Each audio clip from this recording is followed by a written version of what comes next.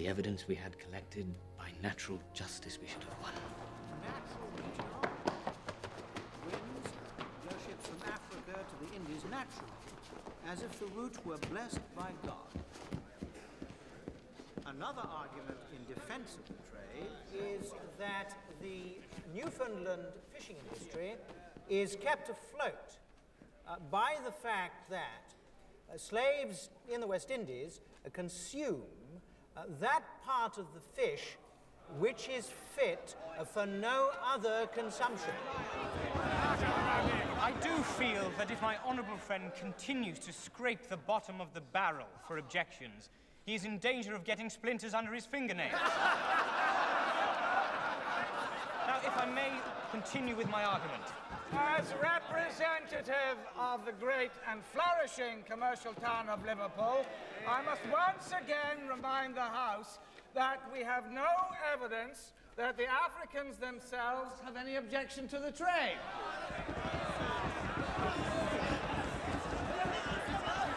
I have here an account written by Mr. Clutterbuck, which states that most slaves in the Indies have a snug little garden with plenty of pigs and poultry. There are many poor families in Liverpool who do not have as much.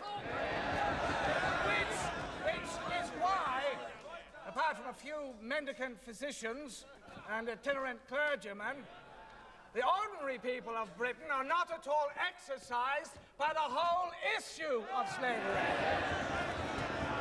My honourable friend, the member for Liverpool, seeks evidence of people's concern. In the past year, I and my itinerant clergyman friends have been gathering just such evidence. We have taken a petition calling for the abolition of the slave trade to all the great cities of this country. It has been signed by over 390,000 people.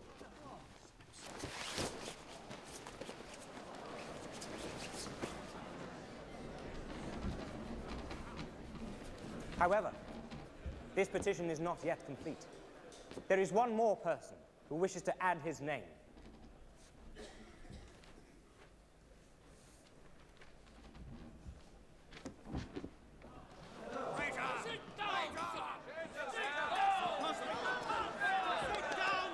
Do something. Mr. Speaker, I humbly request a suspension while we take time to examine the signatures on this document. There is something very provoking in the dry, calm way my honourable friend seeks delay. Mr. Speaker, will he not give way? Is the desolation of Africa suspended? Please, gentlemen. Is the work of death suspended? You bring petitions into the House of Commons. Mr. Speaker, we cannot As if this insult the country forbearance of should heaven be with more ruled delay. by the rule of the mob rather than its natural rulers. Order! The rule of paper reeks of rebellion. No matter how loud you shout, you will not drown out the voice of the people!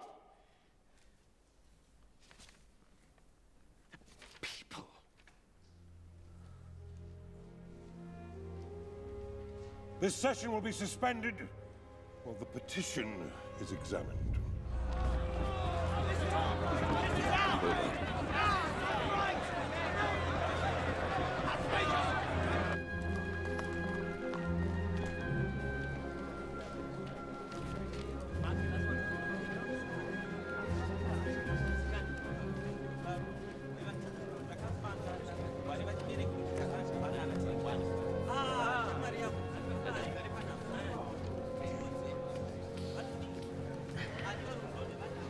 My spies tell me that Tarleton and Coconut Clarence have gone to see the Home Secretary.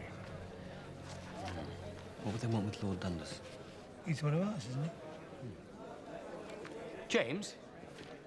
James? Where does Lord Dundas stand? Probable, I think. We have him down as a probable. Last year, he stopped the deportation of a Jamaican slave from Scotland, so his heart's in the right place. Be wary of Dundas. If he's capable of compassion once, why not twice? What damage could he do if he's turned? He controls the Scottish vote. 34 MPs. Just have to have faith in his integrity. Integrity.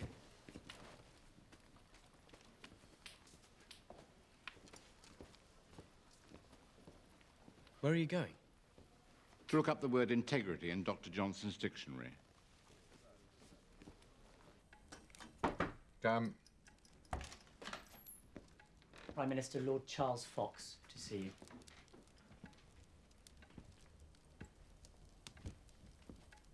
You always look more at home when you're doing something devious. Prime Minister, your friend Wilberforce doesn't play cards anymore. No, he resigned from all 5 card clubs when he saw the light. Pity he was good. Well, I think there's a hand you should play for him. Against whom? Someone who stands in his way. So name him.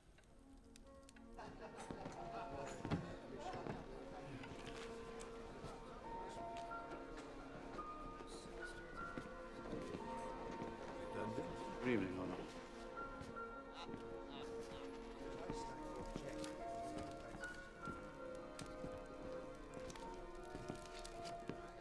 Really, did I not win enough money from you on Saturday evening?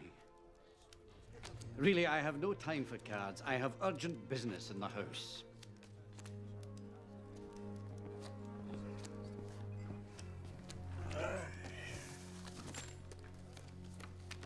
As Prime Minister, idle gossip collects around you like scum in slack water.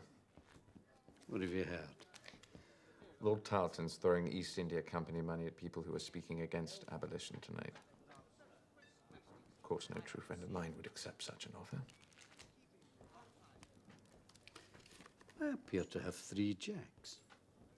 I've always ensured that you have been dealt a favorable hand. You're threatening me. You are threatening our friendship. It isn't money that has made me decide to oppose Wilberforce. His enemy is my enemy. Billy, you are sleepwalking hand in hand with a bloody rebel. Wilberforce follows no leader but the preacher in his head. How much were you offered? Keep your jacks. The planters still have their king, and I, at least, am still loyal to him. Don't force me to put a pistol to your head. And if you do, there will be 2 pistols, one from each side. And perhaps if I duck, you'll shoot each other.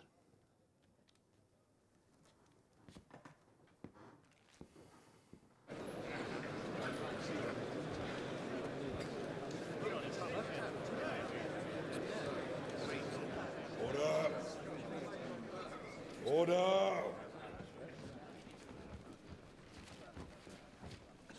First, let me be clear. After long consideration and much consultation, I am in favor of the abolition of the slave trade. There's no doubt in my mind that this trade in human beings is an almighty calumny and is a disgrace to this nation. However, I also take the point of my honourable friend, the member for Liverpool. If we were to outlaw the trade tomorrow, this would bring financial disaster to many of the great cities and industries of this country. I therefore suggest a period of reflection. After a year and a half of Privy Council investigations, what good would it do to delay the inevitable? Inevitable? Is my honourable friend already counting the votes before they are cast? I didn't mean that. If the trade were to be abolished, I suggest that we do so gradually. Violent storms sink ships. This great ship of state must not be sunk by a wave of good intention.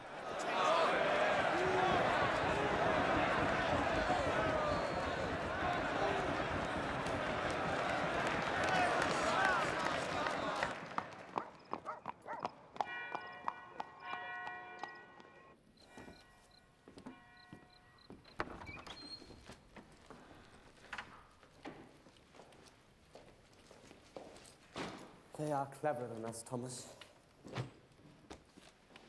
And yet, outside the House of Commons, the mood is with us. What good is that? I have friends in France. Our counterparts. The men of principle like you and I. They bring me only good news. News of what? Revolution. They're certain it's coming. In Paris, they speak openly in the streets of emancipation, freedom for all men and women too. The Americans pulled the cork out of the bottle, Wilberforce. Now the French share the wine. You talk about revolution as if it were a safe thing. It's just a word. Every day we change things by degrees. Education, factories. By degrees. You sound like Dundas. Gradually. An imperfect order is better than no order at all. No, we must fight for a perfect order.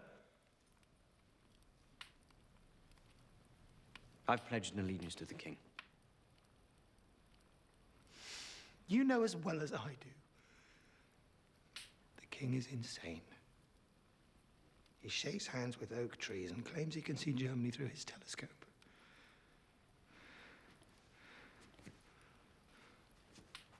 I know you have your loyalties, Wilberforce, but underneath it, you're more radical than any of us. Because you never doubt you're right. What we say of the slave is true of the worker in the field. The weaver, the miner. Shouldn't they be free to prosper too? Instead of the fruits of their labors going to men like Tarleton, men who spend their money on whores and comic operas. Young girls debauched. Soldiers forced to beg. It's a natural wave that's flowing, Wilbur. First Boston, then Paris, next London. Thomas, you must never speak of revolution in my presence ever again.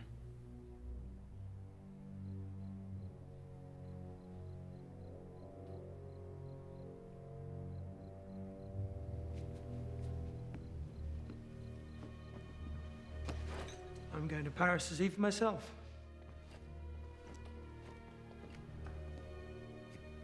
Why don't you come with me? Drink some of that wine.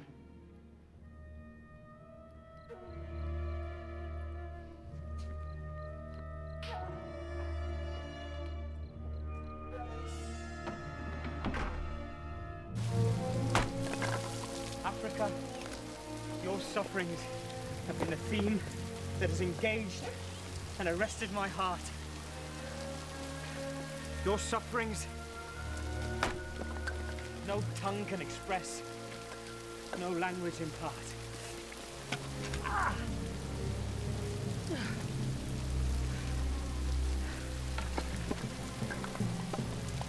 God has set before me two great objects.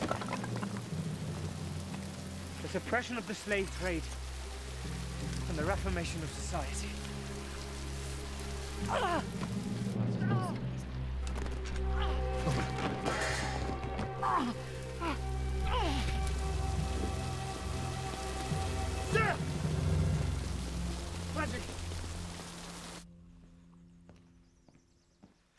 Trouble is, Doctor, he doesn't believe he has a body.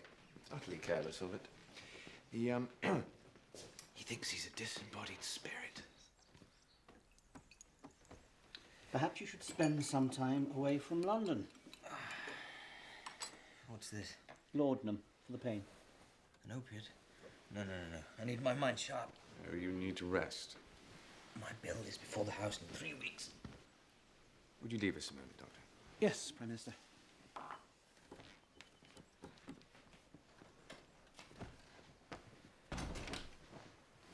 It's now 5 years since you first brought this bill to the House. And each time we get a little closer. Wilberforce, there are other MPs who could carry the debate. Who? Name one. The only man I would trust is you.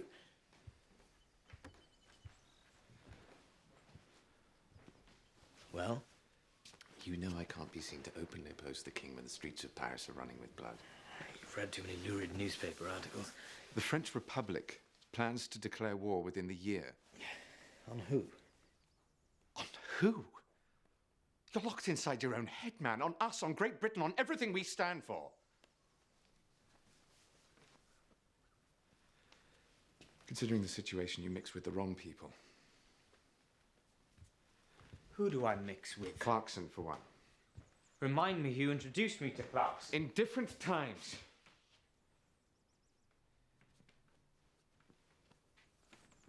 They say in the cafes that Clarkson's a French spy. And Equiano.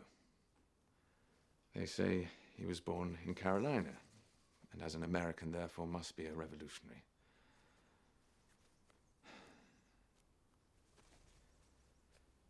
Others say they have seen with their own eyes letters addressed to you from Thomas Jefferson. On matters to do with abolition. War changes everything. Even friendship? Yes, especially those.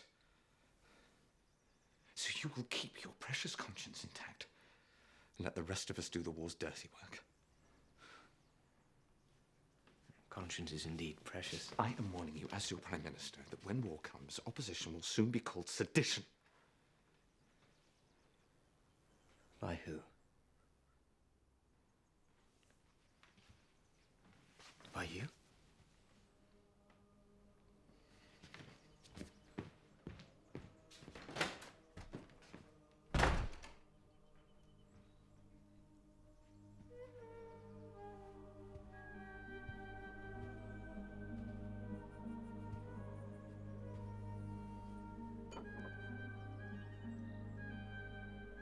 This evening, I would like to return to the theme of abolition.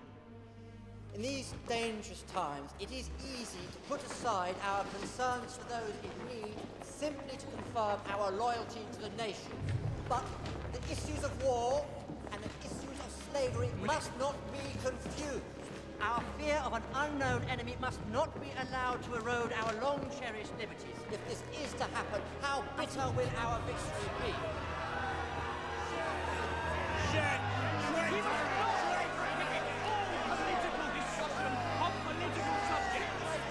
The issue of slavery is not made any less important by the unrelated issues of war. In war or in peace, the buying and selling of human beings is equally important. But this is not a seditious statement.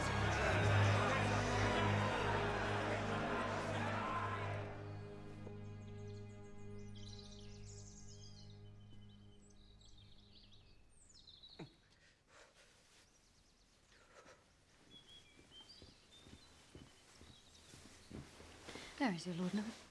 I'll prepare it for you. No. No, I want to tell you how it ends. I already know. Your bills were easily defeated.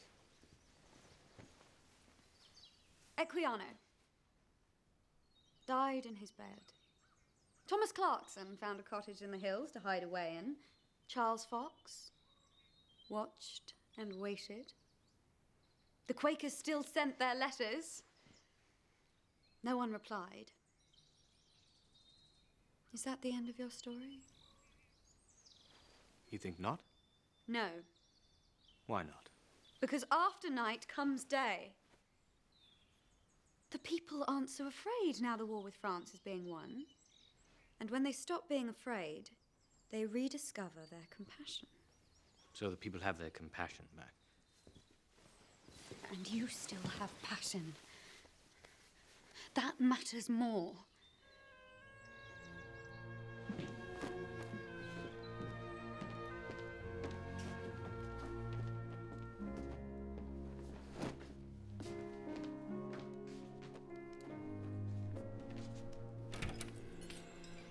Good morning, Wilbur.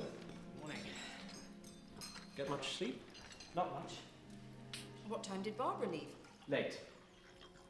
I mean, early. I'm afraid I'm going back to London. So soon? Yes, I think the waters have worked their magic on me.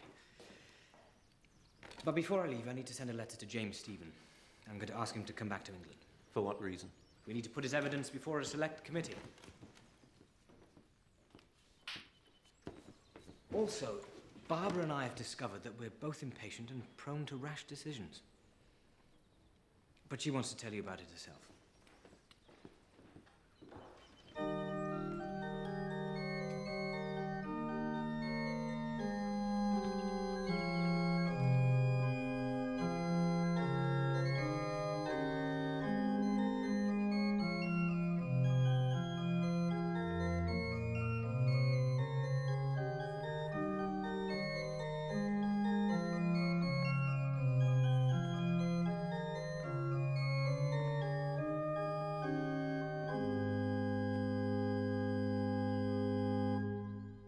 Ladies and gentlemen, before we begin, we will sing the hymn requested by the bride.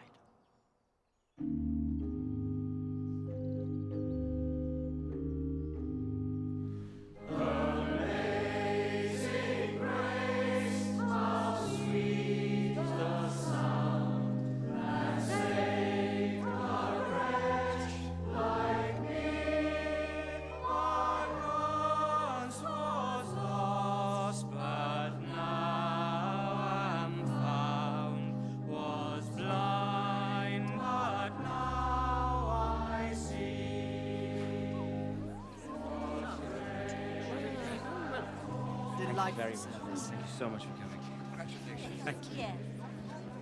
How are you coping with the new kitchen? Great changes are easier than small ones. Francis Bacon. Well done.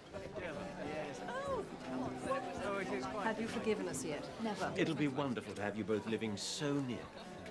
So, thank you. I do hope you didn't come to Clapham for the tranquility. I'm afraid we're very noisy neighbours. I'm counting on it.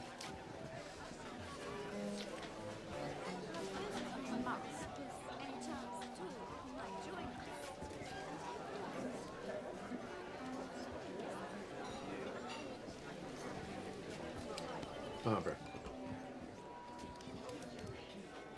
you have my deepest condolences. Thank you so much. But please, I beg of you, do this for me. Make him eat some of his pets. Oh, I rather like them. I like them too. In brandy sauce.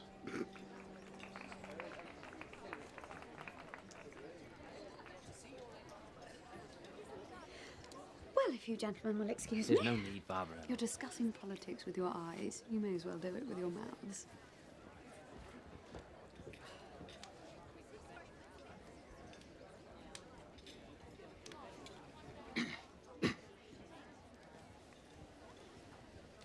I didn't think you'd invite me. Didn't think you'd come. You well? My mind's well. The rest of me's fraying at the edges. Billy, I'm going to try again. Well? It's your wedding day. I agree with everything you say. I never changed. I don't change. Well, hurrah for you. The mood may even be swinging back in your favor. How can we live in houses like this when others are living in boxes? Is that still sedition? As your Prime Minister, I urge caution. And as my friend? Not to hell with caution. When the slaves are flogged on the wharf, their arms are tied to a hook on a crane, and weights of 56 pounds applied to their feet. The crane is raised so that their feet barely touch the ground. The slaves are then whipped with ebony bushes,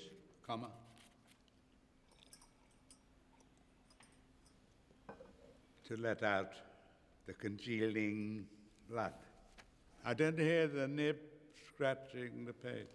We have company, sir. John. It's me, Wilbur. Liebe.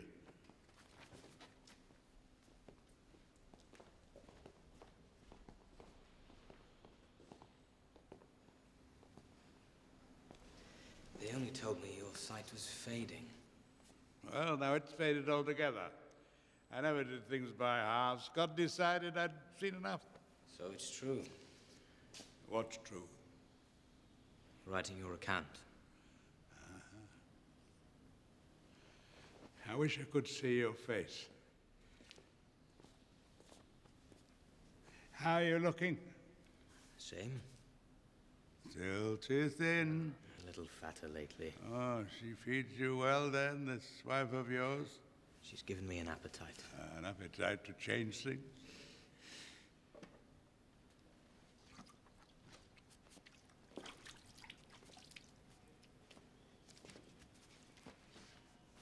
This is my confession. You must use it. Names, ship's records, ports, people. Everything I remember is in here. Although my memory is fading, I remember two things very clearly. I'm a great sinner and Christ is a great Savior. You must publish it. Blow a hole in their boat with it. Damn them with it. I wish I could remember all their names. My 20,000 ghosts. They all have names. Beautiful African names. We call them with just grunts, noises. We were apes. They were humans.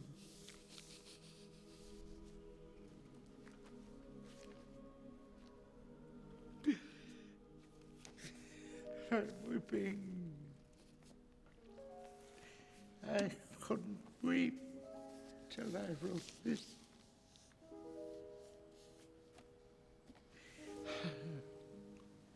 I once was blind, but now I see.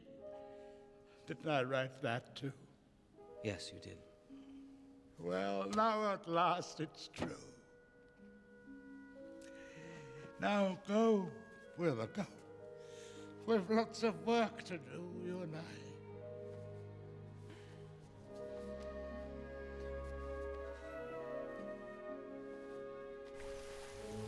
Strange treasures in this fair world appear. Strange, all and new to me. That is a poem by Thomas Traherne, and I have absolutely no idea what it's about.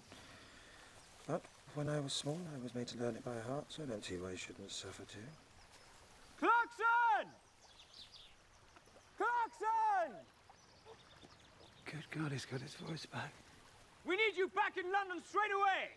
Oh. Bollocks. Hurry up, come on!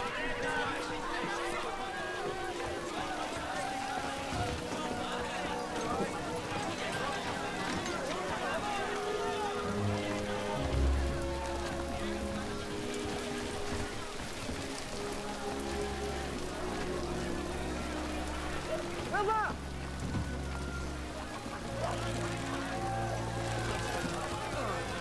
You look fine. Fine. I look wet and feeble. You, however, look disgustingly like a lusty adventurer from a storybook. Come on. I've got a coach. The others are waiting for us at Palace Yard. So then I get to wash or sleep? Sleep? You haven't changed at all, will you?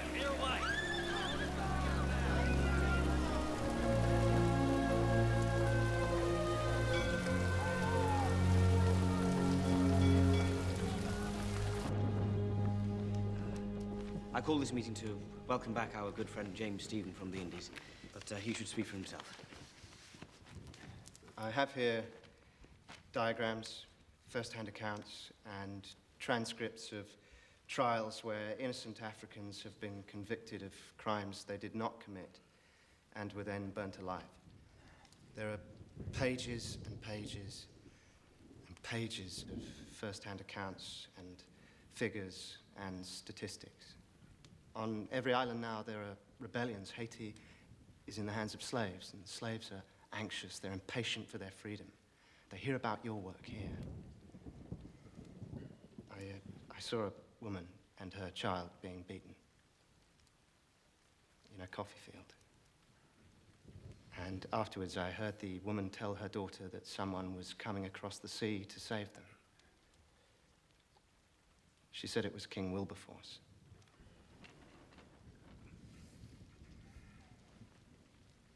So this time, gentlemen, we must not fail them.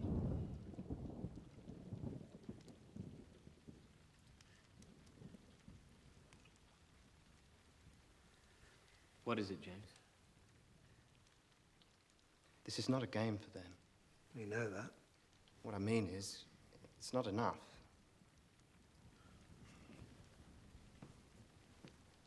If we go to Parliament with this evidence, there'll be sympathy, there'll be concern, but it'll be just the same as every other time. Have you come back to preach hopelessness? No. No, I've had an idea. In my law books, I think I might have stumbled across something, and I want to propose it as a strategy. Nosus decipia. It's Latin. Loosely translated, it means we cheat.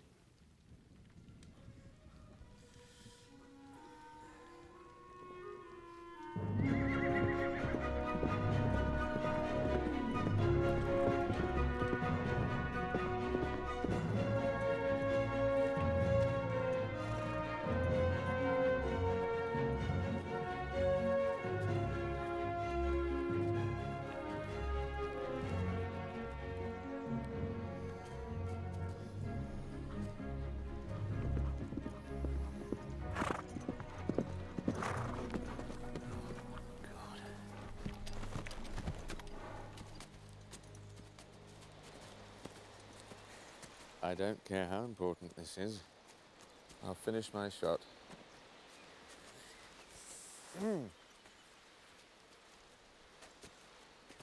Oh, for God's sakes, what is it? We decided... Billy, we've decided not to bring forward an abolition bill this year. No? Indeed not. Instead, we're going to address ourselves to the issue of the use of neutral flags on cargo ships. Oh, unutterably dull. Exactly. We're going to suggest that French cargo ships sailing under the American flag of convenience be liable to seizure by privateers.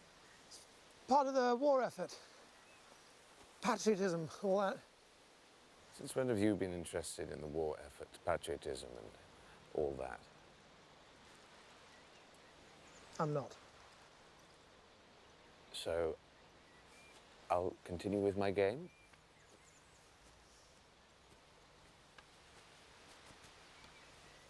You don't see anything sinister in that measure? No.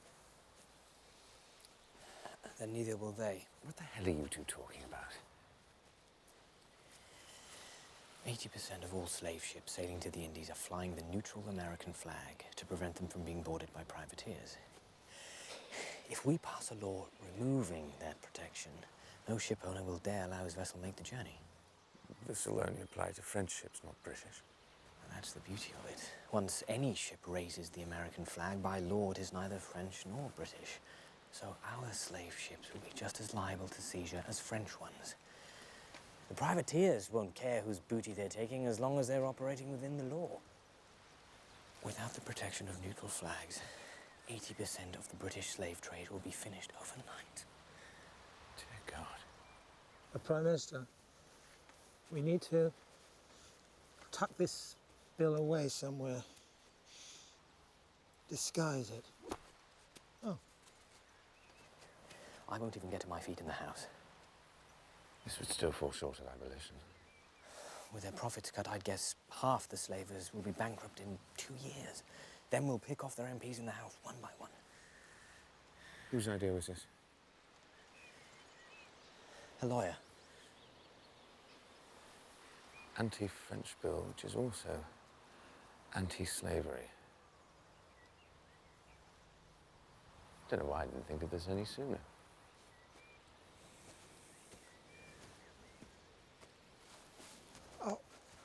But we can't let anyone know that we're behind this. We need you to instruct someone to put this bill forward who's seen as a patriot.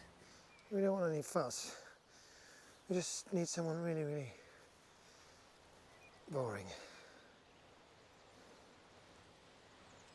Typically, a French ship will change its registration to raise the American flag and pick up a cargo of sugar in Havana. It will then sail to Carolina, or Virginia, or Florida, or New York City, or even Boston. The cargo will then be unloaded onto a second ship carrying the American flag and set sail for France. As things stand, neither the Royal Navy nor licensed privateers have power to seize such a ship. My proposition is that all ships flying the American flag be liable to search and seizure to put an end to this lamentable deceit on the part of the French and their Dutch and Spanish allies. Mr. Speaker, I do believe the abolitionists are coming at us at a side wind. Side wind? What kind of a side wind? I'm not sure what kind of side wind. I just know that there's something going on. The Jacobites are in. Jacobites? Really, I do think you might update your invective to reflect changing times. Am I too late to call for an adjournment?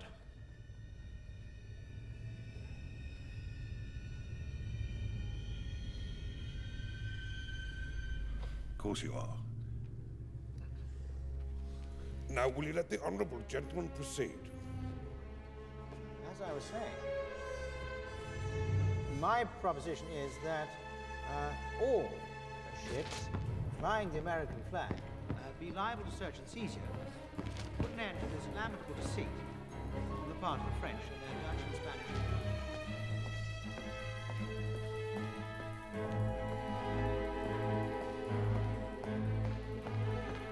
Jackson, get into the chamber. Right. Camber, chamber, move your ass. What's going on? Just do it!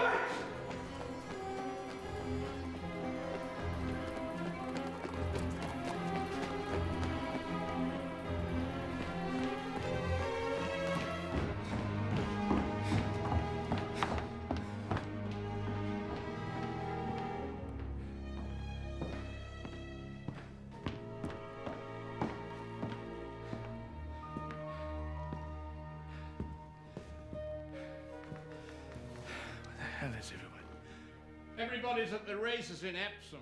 They were given free tickets. I saved one for you. A free gift from William Wilberforce.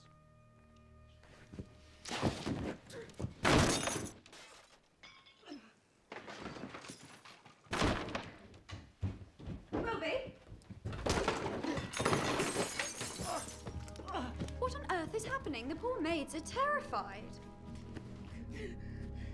I'll bring your laudanum. No, no. I've poured it all away this morning. Every drop. Then I'll fetch more. No. I'm finished with it. I can't even feel the joy of this victory. This new baby will find me as myself. What will be his name? Says it's a boy. Oh, just tell me some names. Please, please, just keep talking. William, if it's a boy. Emma, if it's a girl. Yes, it's a boy. I'm sure of it. How will he look? Sweet! He will be strong, with curly hair, but dark like yours. He's inside you now. Yes, he's inside. I can almost hear him. He's singing to us. Yes, he will have a fine voice like you. Yes, he has a strong voice. And you will play with him in the garden every morning. Yes. And soon we'll have a girl, and a boy, and a girl, and a boy, and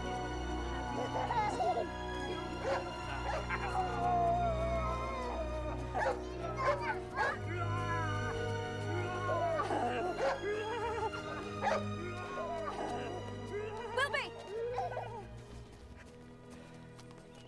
Come quickly! God.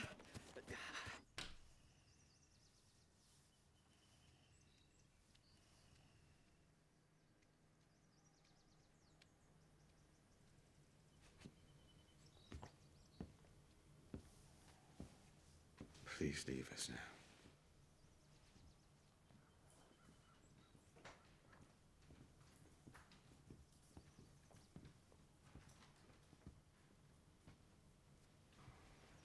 They tell me you're improving, Billy.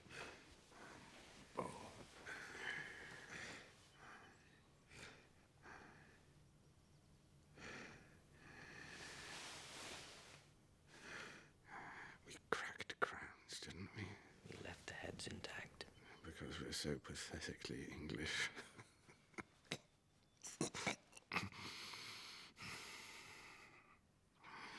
We have agreed on a succession. You're not gone yet. I will be replaced by Lord Grenville as Prime Minister. And the Foreign Secretary will be Charles Fox. And Wilbur Fox has already secured a guarantee from the palace. They will remain neutral on the issue of the slave trade. Next time, you will be pushing at an open door.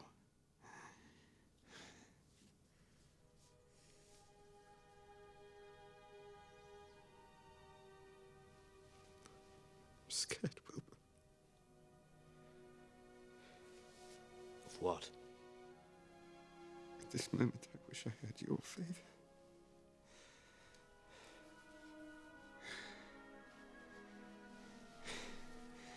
No more excuses now, Wilbur. Finish them off.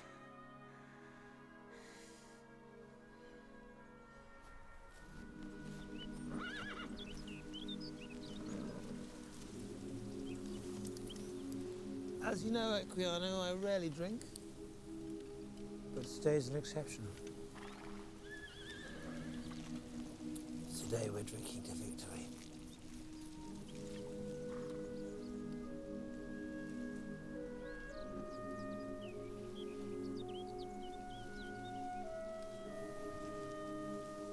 I wish you were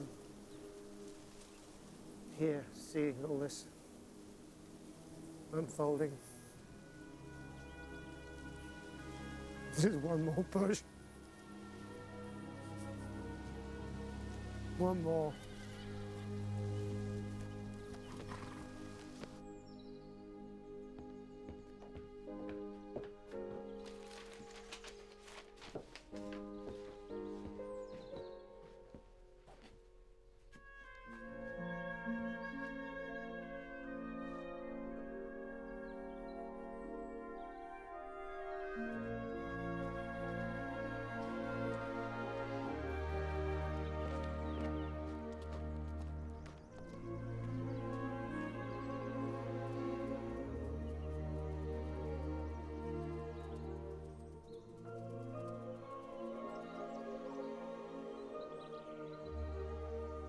I say to this house that there is now no reason why my bill should not be commended to the king.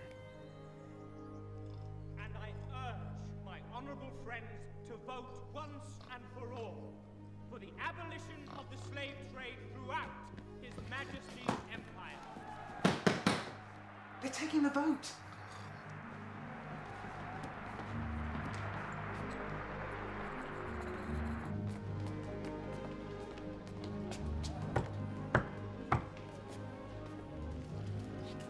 Here's the tally.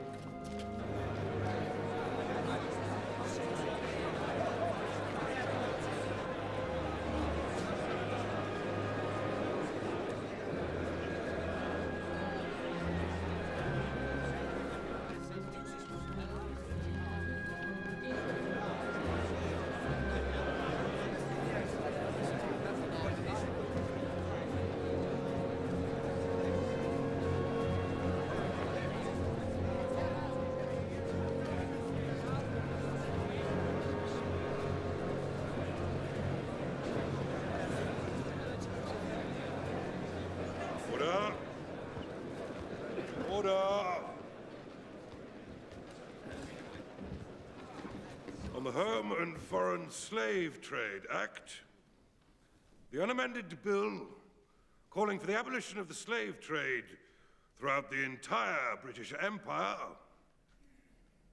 Nose to the left, 16. Eyes to the right, 283.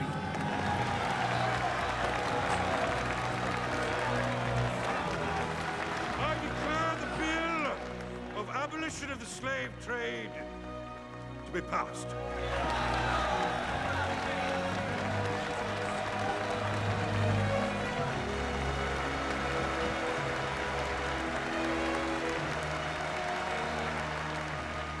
Noblesse oblige. What the bloody hell does that mean? It means my nobility obliges me to recognize the virtue of an exceptional commoner.